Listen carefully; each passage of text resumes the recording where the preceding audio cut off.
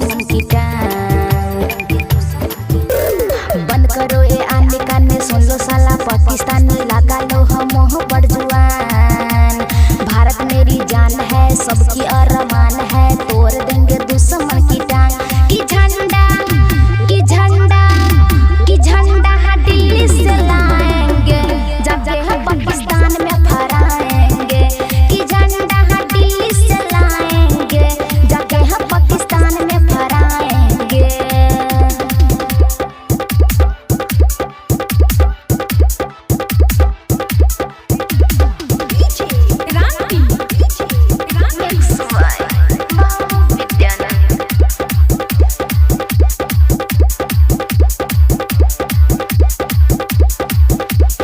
वंदे मातरम नारा लगाएंगे, सब कोई मिल के बॉर्डर पर जाएंगे।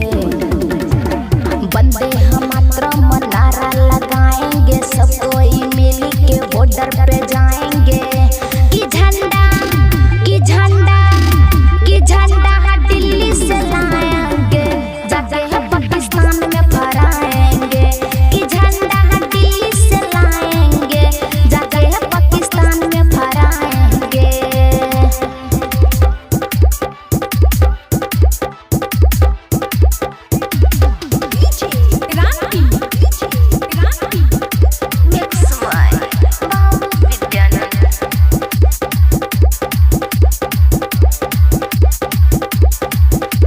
संगम विद्यानंद को फौज में भेजाएंगे, बॉर्डर पे दुश्मन को औकात दिखाएंगे। सविता शर्मा को फौज में भेजाएंगे, बॉर्डर पे दुश्मन को औकात दिखाएंगे।